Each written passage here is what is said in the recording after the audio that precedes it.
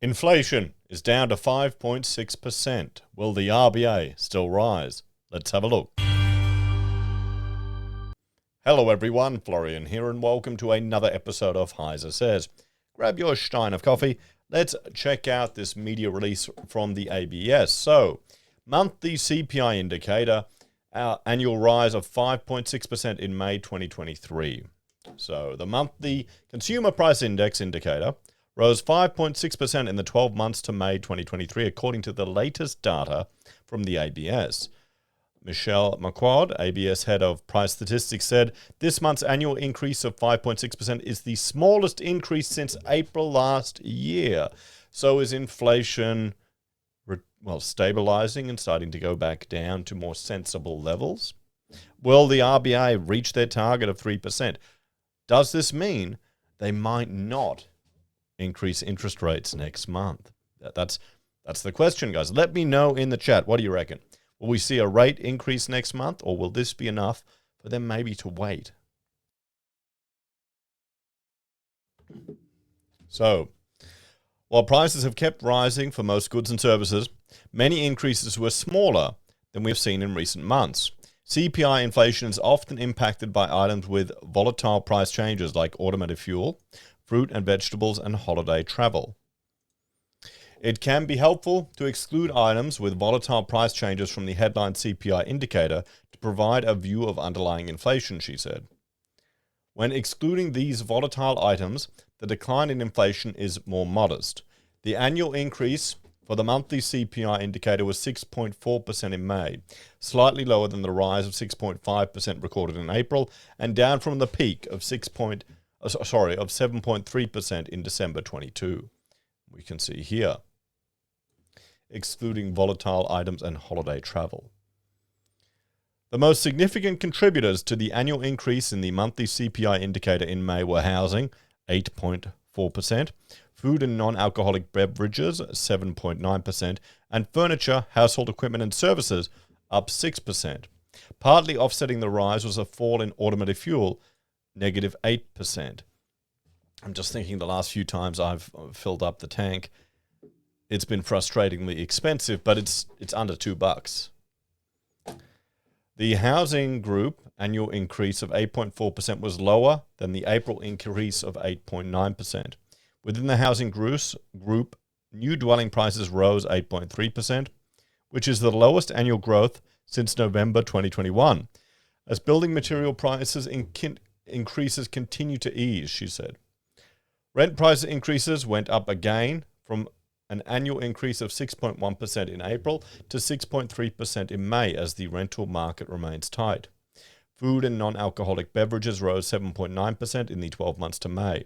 The main contributors to the increase was meals out and takeaway food, which increased from 7.3% in April to 7.7% in May, as higher costs of ingredients, rent, utilities, and wages were passed on.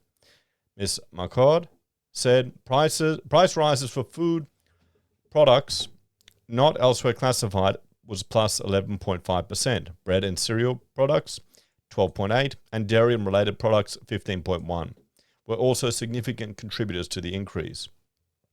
Automotive fuel prices were 8% lower compared to 12 months ago.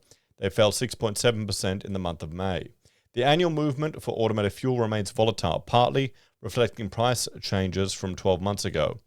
Annually, automotive fuel prices fell 8% in May compared to a rise of 9.5% in April. Here we go, the automotive fuel prices. You can see it's all over the place, but we're trending down. The annual increase for holiday travel and accommodation of 7.3% is lower than the April increase of 11.9%. This is the lowest increase for holiday travel and accommodation since October 2022. So let's jump over to trading economics over here. We can see, where is it? Here we go. Australian CPI eases to a 13-month low. Now, what I want to look at, come on, load up. Wait for that to load up. This is the problem. I'm on 4G. Let's check to make sure that's working. Yeah, that's working. Come on. I don't have to cut this out. Come on. Maybe that'll make it go faster. It's like we would dial up speeds here.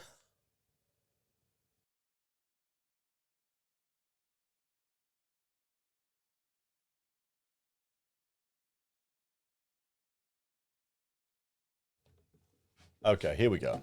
So what do we have here? The actual is 5.6%. The consensus and the forecast. So the consensus was 6.1% and the forecast was 6.2%. So that's a pretty decent, well, significant difference. So it's lower than what the consensus was and what the trading economics forecast.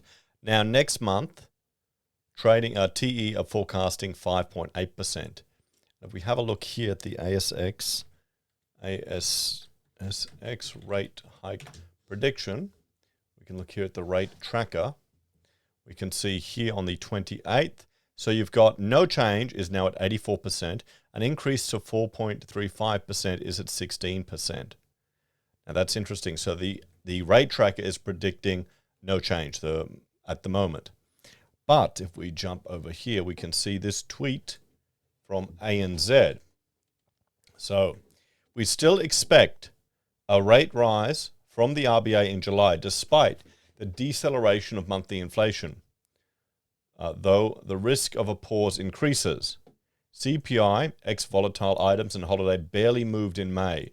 Strong jobs momentum may also sway the RBA's decision towards a rise. So ANZ research are predicting a rate increase. The rate tracker is not predicting a rate increase. And trading economics, we don't have the rate increase here, and I don't want to go to it. I'm terrified it won't work. Interest rate. Where is it? Australia forecast.